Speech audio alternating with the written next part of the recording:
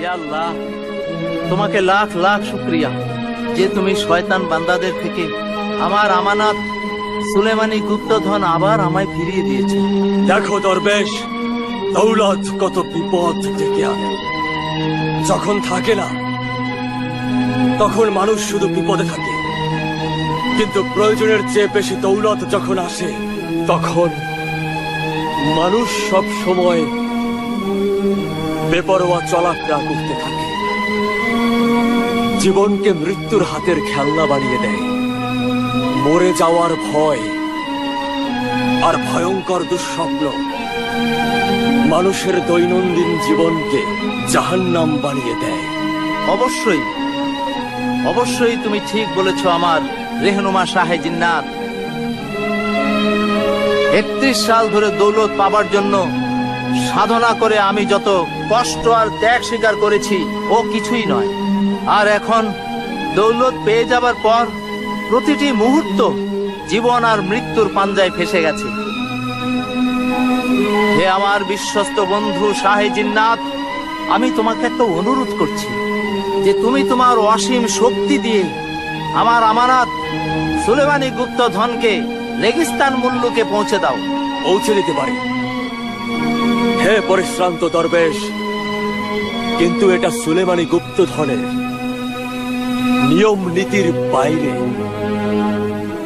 একে তো অঢেল দৌলত বিনা কষ্টে দাও, আবার ওই দৌলত ঘরে পৌঁছে দাও। ব্যাস এটাই অনেক যে 31 বছর ধরে সাধনার পর আমি তোমার কবজায় এসেছি,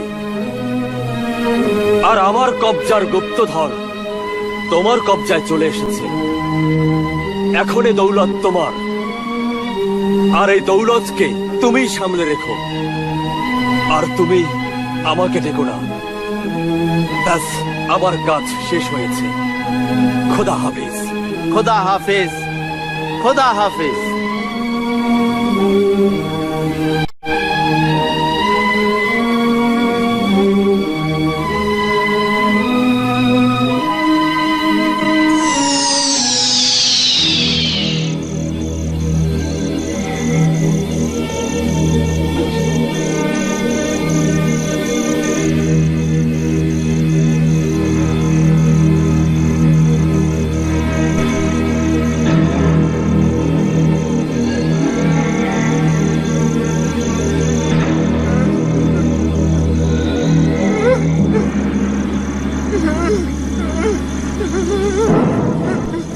কেউ বাঁচাও আমাকে, কেউ আমাকে বাঁচাও, কেউ আমাকে বাঁচাও, কেউ আমাকে বাঁচাও, কেউ আমাকে বাঁচাও। আমি বেঁচে আছি, আমি বেঁচে আছি। কেউ আমাকে এখান থেকে বের করো, কেউ বের করো, দয়া করে আমাকে এখান থেকে বের করো, কেউ বের করো। আফসোস, এমন অমানবিক লোভের সাজা তুমি আর তোমার বন্ধু কামরান ডাকাত সিয়াপোষ পেয়েছিলে। তোমার এটাও জানা হয়ে গেল, যখন বন্ধু লালসার গুনাহের অংশীদার হয় তখন সত্যিকারের বন্ধুত্ব কখনোই সম্ভব নয়। যে গুনাহগার বন্ধু মনে জুলুম অত্যাচার পুষে রাখে তার মনে ঈমান আর ভদ্রতা থাকে না। যে বন্ধুর মনে আল্লাহর ভয়, ভালো কাজের ইচ্ছা আর দয়া থাকে না, ওই বন্ধুর বন্ধুত্বের উপর কখনোই ভরসা করা উচিত নয়। এটা বলো হে অন্ধ ফকির, যখন তুমি শাস্তির উজ্জ্বল দৃষ্টান্ত হয়ে উঠলে তারপর কি হলো? ওই মৃত্যু উপত্যকা থেকে তুমি কিভাবে বাঁচলে? বাঁচিয়েছেন তো আল্লাহ, তবে তিনি আমাকে বাকি সাজাটুকু দেওয়ার জন্যই বাঁচিয়ে রেখেছিলেন। আল্লাহ প্রত্যেকটি পথভ্রষ্ট মানুষকে শুধরাতে আর ভালো হতে বারবার সুযোগ দিতে থাকে। সত্যকে বুঝতে পারা আর স্বীকার করা মানুষ তো শুধরে যায়, কিন্তু এই আমার মতন পাপী গুনাহগার শুধরে যাওয়ার বদলে আরো বিগড়ে যায়। কেননা শুধরে যেতে সে কখনো চেষ্টাই করে না। ওই মৃত্যুর উপত্যকা থেকে সেদিন আমাকে এক মৃত্যুর সওদাগরই বাঁচিয়েছিল। সে এক অত্যাচারী আর পাপিষ্ঠ বান্দা, যে আমার মতো পাপিষ্ঠ মানুষদের ধরে নিয়ে অত্যাচারী মানুষদের কাছে বিক্রি করে দিত। তারপর ওই নিষ্ঠুর মানুষটা আমাকে এক করোনা অত্যাচারী মানুষের মহলে বেচে দিয়ে যায়, যে আমাকে কথায় কথায় মারত, পশুদের বদলে খেতে আমাকে দিয়ে হাল চাষ করাতো। আর যখন সে বাইরে যেত, তখন আমার কাঁধে চড়ে আনন্দ করতো সে। একদিন যখন ওই অত্যাচারীকে কাঁধে নিয়ে হাঁটছিলাম আমি, সে আমাকে চাবুক দিয়ে বারবার আমার পিঠের উপর আঘাত করছিল। তখন চলে চল, আরো জোরে চল, জোরে চল, জোরে।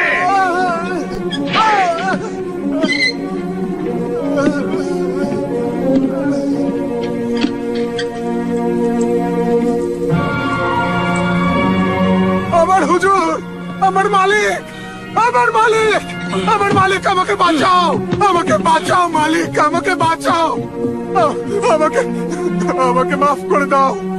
আমি অনেক অত্যাচারী, ধোঁকাবাজ, চরিত্রহীন, বিবেকহীন মানুষ আমার মালিক। আমি সেদিন দৌলতের জন্য মানুষ থেকে শয়তান হয়ে গিয়েছিলাম। আমাকে মাফ করে দাও। এই গুনাহগার, এই বদমাশ, এই অত্যাচারীকে তুমি মাফ করে দাও আমার মালিক। আছাড় পাপিষ্ঠ জামাল, তোর হাত আমার পায়ে রেখে আমাকে গুনাহগার বাস না। না, আমি তোমার পা ছাড়বো না। তোমার পায়ে আমার মুক্তি আমার মালিক। মাফ করে দাও, আমাকে মাফ করে দাও মালিক, মাফ করো। বেঈমান, তুই আমার গোলাম আর আমি তোর মালিক। তুই এই অচেনা মুসাফিরকে নিজের মালিক বলছিস? হ্যাঁ, তোমার আগে এই আমার মালিক ছিল। আমি ওর সাথে বেইমানি করেছিলাম, ওকে ধোকা দিয়েছি, ওর উপর অত্যাচার করেছি, বেইজ্জতি করেছি ওকে। ও আমাকে যে শাস্তি দিবে কম হবে। হে আল্লাহর নেক বান্দা সাহারা দরবেশ, আমাকে এই জালিমের থেকে বাঁচাও। আল্লাহ এই ভালো কাজের বদলে তোমার মনের সকল নেক ইচ্ছা পূরণ করবে। তোমার হাতে বানানো ফোয়ারা এই রেগিস্তান শহরকে স্বর্গ বানিয়ে দেবে। এই বদমাশ গুনাহগারকে মাফ করে দাও আর আল্লাহর ওই দরবারে তোমার প্রার্থনা জানাও। হে আল্লাহর দরবেশ, আল্লাহ তার বান্দাকে মাফ করে দিয়ে থাকে, তুমিও আমাকে মাফ করে দাও, মাফ করে দাও আমাকে। ওর কাছে চা আর চল, নয়তো মেরে তোর চামড়া এখানেই তুলে নেব। না, না, খবরদার সওদাগর, কে আর মেরো না। তাহলে চল, তুই মার খা ওর বদলে। না, মার খাওয়ার জন্য আমি প্রস্তুত। না, না, ওকে মেরো না, ওকে মেরো না, আমাকে মারো, আমাকে আচ্ছা মারো। এটা বলো, তুমি ওকে কত দিয়ে কিনেছো আর এখন কত টাকায় বেচবে? অনেক টাকা পেলে বেচতে পারি। আমি তো সদাগর, সময়ের মূল্য ঠিক বুঝতে পারি আর ধোপ বুঝে কপ মারতে পারি। 200 দিনারে কিনেছিলাম, 200 আসার ফেয়ার কমে বেচবো না সওদাগর, 200 আসার ফি অনেক বেশি। তোমার জন্য বেশি হচ্ছে, আমার জন্য নয়। আমি বেচবো বলে পাগল হইনি, তুমি কেনার জন্য আগ্রহী হয়েছ। চিন্তা করো, সৌদা না করলে আমি চাই আমার এ ঘরের কাজ করা বাঁচাও, গোলামকে বাঁচাও নিয়ে। আমাকে। চলো, বাঁচাও, বাঁচাও, বাঁচাও, দরবেশ, বাঁচাও। চলো। তোর এই বিশ্বস্ত মুসাফিরের কাছে শুধু মুখের বলেই আছে, থলিতে দৌলত নেই। চলো। থামো সওদাগর, থামো। এই নাও তোমার 200 আসার ফিয়া।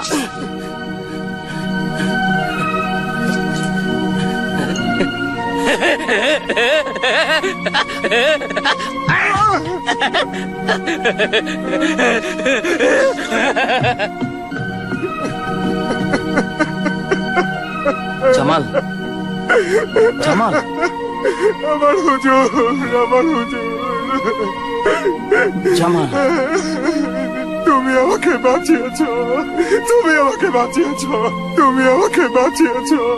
জামাল। হে আমার হুজুর, আপনি তো জানেন, প্রথমে আমি দৌলতের লোভে মানুষ থেকে শয়তান হয়ে গিয়েছিলাম। কিন্তু এখন এখন আমি আবার মানুষ হতে চাই, আপনার খেদমত করতে চাই। আমাকে আপনার খেদমত করার সুযোগ দিন। বিকেলের নামাজের সময় হয়েছে, আপনার জন্য অজুর পানি নিয়ে আসছি।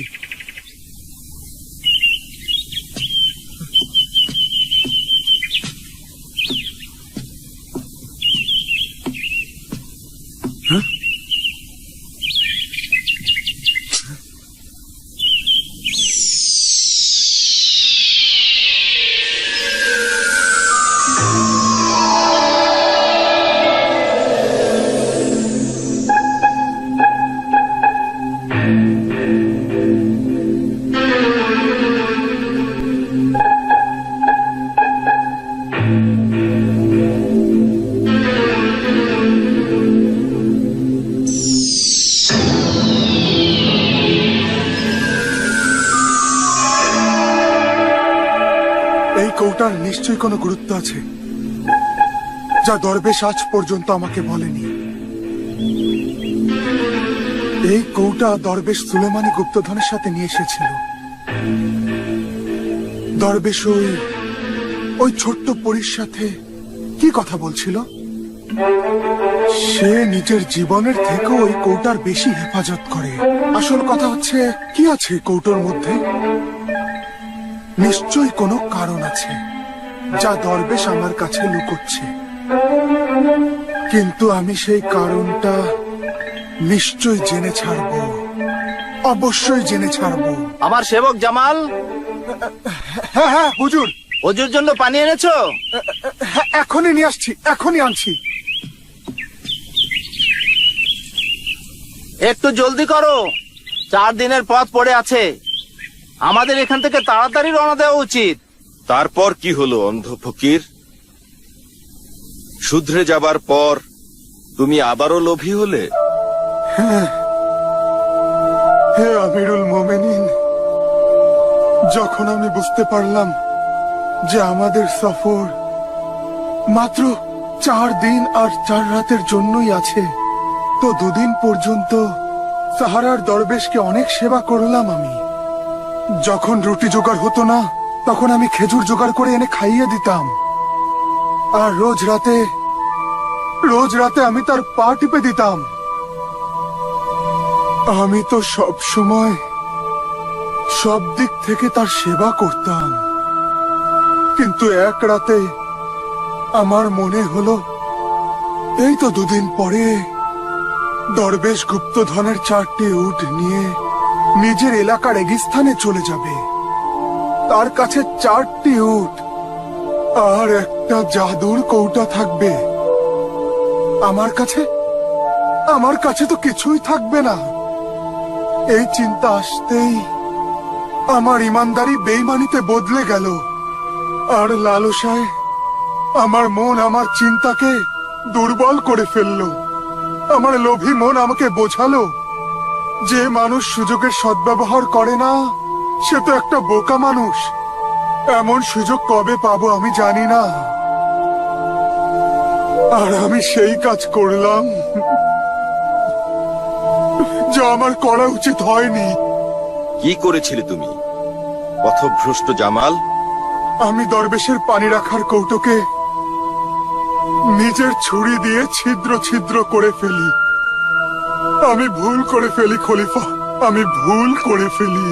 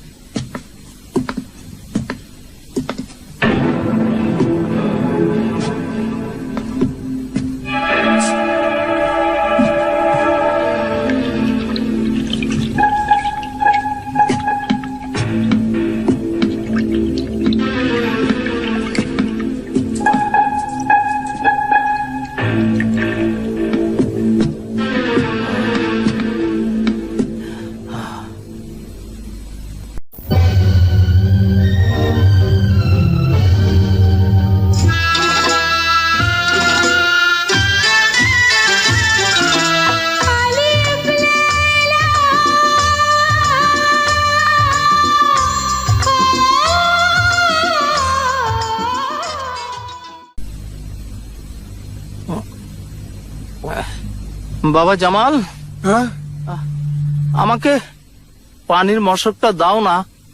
আচ্ছা, এই নাও।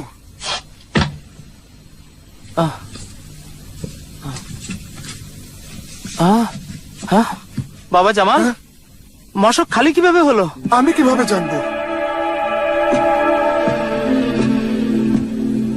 আরে, এখানে তো অনেক বড় ছিদ্র।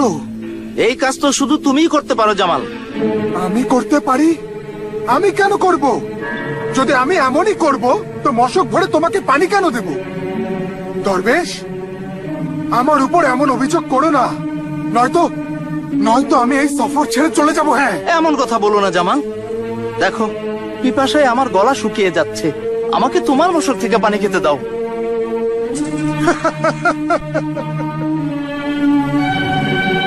এটা সত্যি যে তুমি আমাকে সওদাগর থেকে বাঁচিয়েছো, কিন্তু তোমার আর ওই সওদাগরের মধ্যে পার্থক্য একটাই। ও আমার উপর অত্যাচার করতো, আর তুমি আমাকে ভালোবেসে কাছে টেনেছো, ভালোবেসে।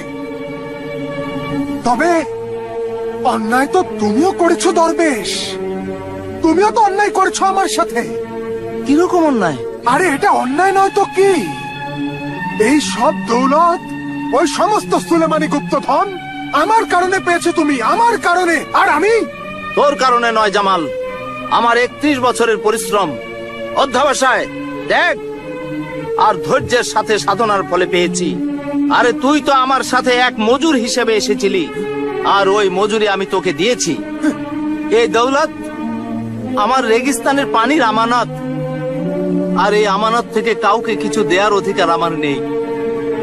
এই জন্য তোকে আরো দৌলত দেওয়ার প্রশ্নই ওঠে না জামাল। জামাল, আমাকে পানি দে, এক ঢোক পানি পান করতে দে, আমাকে পানি দে। তো তোমাকে তো পানি দেওয়ার প্রশ্নই আসে না হুজুর দরবেশ। এমন অত্যাচার করিস না জামাল। দেখ, পিপাসায় আমার গলা শুকিয়ে যাচ্ছে। আমার গলা পিপাসায় শুকিয়ে যাচ্ছে।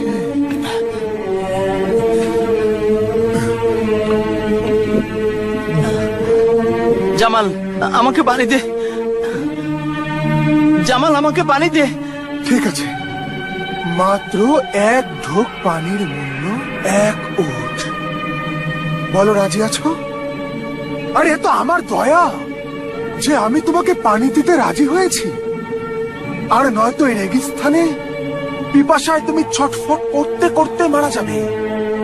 আর ওইসব মাল দৌলত, ওইসব সুলেমানি গুপ্তধনে বোঝাই উট এখানে থেকে যাবে। এসবের কোনো মালিক থাকবে না। এখানে এই রেগিস্থানে এই সব দৌলত ধুলোয় জমতে থাকবে। বলো, রাজি আছো? 1 ঢোক পানি, 1 সুলেমানি উট। রাজি আছো? রাজি আছি। দে, এক ঢোক পানি আমায় দে জামাল, এক ঢোক পানি আমায় দে, এক ঢোক। নাও। ব্যাস।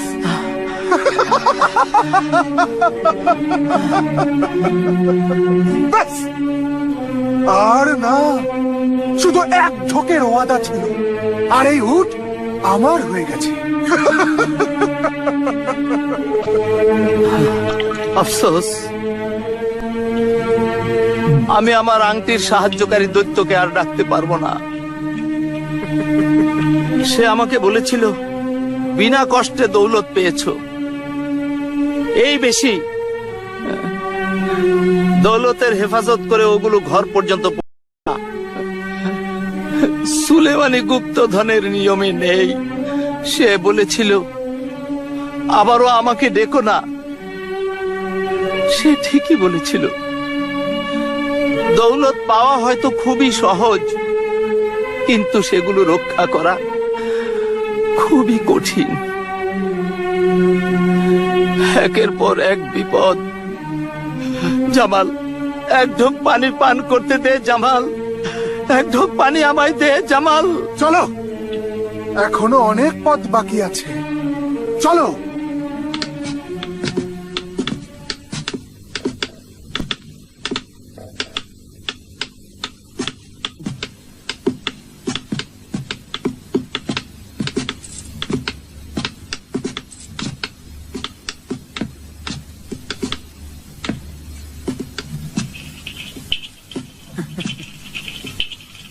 জামাল পানি পান করতে দে, জামাল পানি পান করতে দে।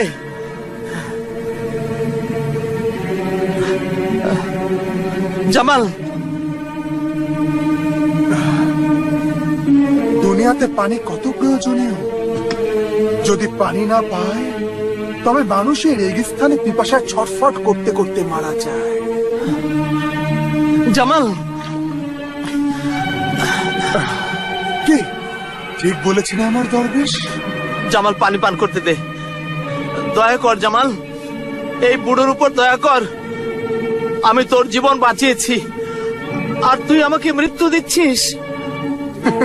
আমাকে পানি পান করতে দে। এত জুলুম করিস না যে জুলুম লজ্জায় পানি হয়ে যায়। এই বুড়োর উপর দয়া কর জামাল, আমাকে এক ঢোক পানি, আমাকে অনেক অনেক পানি, যাতে আমার পিপাসা মিটে যায়। জামাল পানি পান করতে দে জামাল। তুইও আমার দৌলতের পিপাসা মিটিয়ে দে। দে, এই 3টা উট আমাকে দিয়ে দে। 3 ঢোক পানি আমার থেকে নে, 3 ঢোক পানি। আর এর বদলে এই 3টা উট আমাকে দিয়ে দে। দে, নিয়ে নে যা, কিন্তু আমাকে পানি পান করতে দে জামাল, আমায় অনেক পানি দে। দে। 2, আরো জামাল, 3, আরো। ব্যাস। এখন আর পাবে না। জামাল, আরো পানি পান করলে ওই দেখো, ওই সামনেই জলাশয়। যাও, যাও গিয়ে পানি পান করো আর তোমার পিপাসা মিটিয়ে নাও। যাও।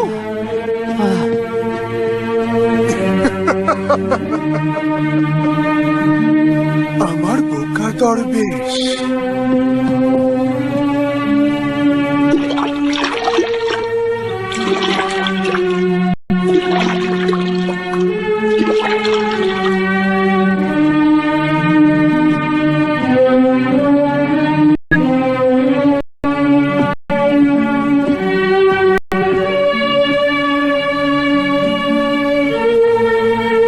ওই সময় তুমি 3 ঢোক পানি পান করে তোমার 3টে উটি আমাকে দিয়ে দিয়েছো।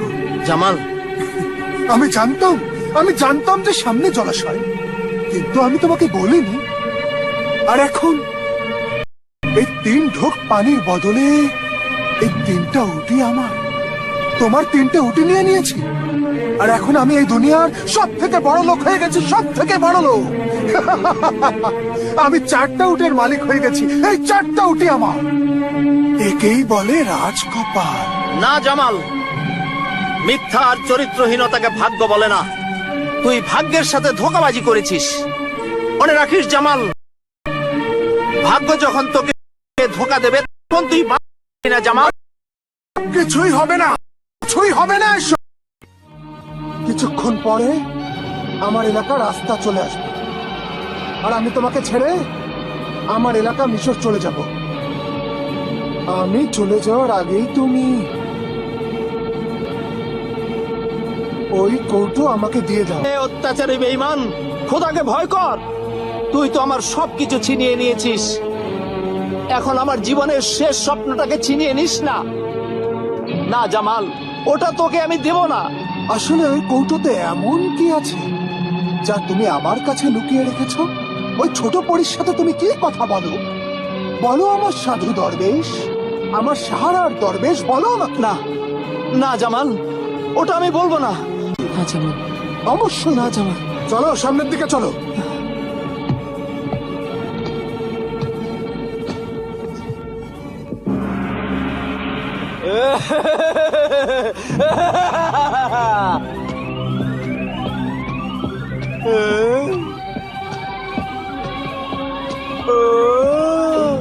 সুলেমানি গুপ্তধন।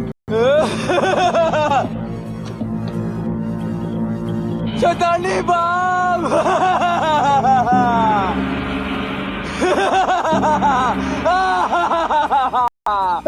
শয়তানি বাপ, জিনের বাদশাহ। ফারজান হুকুমের গোলাম মুখবির দিন, কি খবর এনেছো? খবর, অনেক বড় খুশির খবর আছে। এক এমন খুশির খবর যা চোখে দেখা, এমনকি কানেও শোনা খবর, যার প্রত্যক্ষদর্শী আমি নিজে। প্রত্যক্ষদর্শী, কি দেখেছে তোমার চোখ ফারজান? সুলেমানি গুপ্তধন। সুলেমানি গুপ্তধন? সুলেমানি গুপ্তধন? সুলেমানি গুপ্তধন। হে শয়তানি বাপ, আমাদের শয়তানি খানদান যুগে যুগে যেই সুলেমানি গুপ্তধনের কথা শুনে শুনে ছটফট করেছে, এ তো ওই সুলেমানি গুপ্তধন। ওই সুলেমানি গুপ্তধনের কথা আমি তো 1000 বছর ধরে শুনছি। তোমার তো বয়স মাত্র 500 বছর। আমার বুজুর্গরা তাদের বুজুর্গের কাছে, আর ওই বুজুর্গরা তাদের বাপ দাদার বুজুর্গের কাছে এই সুলেমানি গুপ্তধনের কথা শুনে এসেছে। যে সুলেমানি গুপ্তধন জমিন আর আসমানের মাঝে এক জাদুর মহল আছে, যেখানে ওই গুপ্তধন আছে। কিন্তু এখন পর্যন্ত আমরা কোন শয়তানি জিন ওই সুলেমানি গুপ্তধনকে নিজের চোখেই দেখিনি। আমার 3000 পুত্র কন্যা আর বেগমেরা ওই সুলেমানি গুপ্তধন দেখবে বলে ছটফট করছে। জলদি বলো, জলদি বলো, কোথায় ওই সুলেমানি গুপ্তধন? ওই গুপ্তধন 4 উটের উপর 2 জন মানুষের সাথে আমাদের সীমানার ভেতর দিয়ে রেগিস্তানের সীমানার দিকে যাচ্ছে। ওই 2 লোক, তারা যুবক নাকি বুড়ো? হ্যাঁ? এক বুড়ো আর একজন যুবক। তো ওই যুবকের বিয়ে আমি আমার কুমারী কন্যা তাবলে হুলহুলার সাথে দেব, যার বয়স মাত্র 150 বছর। কি কন্যা তাবলে হুলহুলা? আমার বড় ভাই মুকবির জির ওই মানব সন্তানকে জলদি ধরে আনো। ধৈর্য ধরো, ব্যস্ত হয় না তাবলে হুলহুলা। যখন সুলেমানি গুপ্তধন আসবে তখন ওই যুবকও সাথে আসবে। ও আরজান, যাও ওকে ওখান থেকে গায়েব করে এখানে উঠিয়ে নিয়ে আসো। जो हुकुम बादशाह जिन, तो हुकुम शाह बाप जिনের বাদশাহ।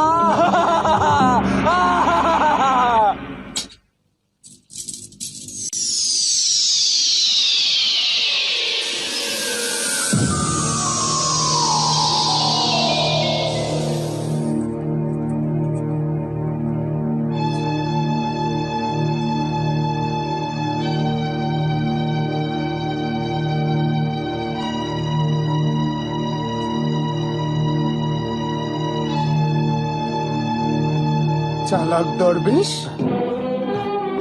এখন আর কোনো চালাকি নয়। দাও, এই জাদুর কৌটো আমাকে দিয়ে দাও। না, দেব না। না দিলে আমি তোমার কাছ থেকে ছিনিয়ে নেব। আরে আমার সবকিছুই তো তুই ছিনিয়ে নিয়েছিস জালিম লুটেরা। আমার সারা জীবনের সাধনার ফল সুলেমানি গুপ্তধনে বোঝায় এই 4 উট, এই দৌলত যা আমার রেগিস্তানের পানির জন্য আমানত ছিল। বাধ্য হয়ে আমি তোকে দিয়ে দিয়েছি। আর লোভ করিস না। अलिफ लैला अलिफ लैला अलिफ लैला अलिफ लैला अलिफ लैला अलिफ लैला अलिफ लैला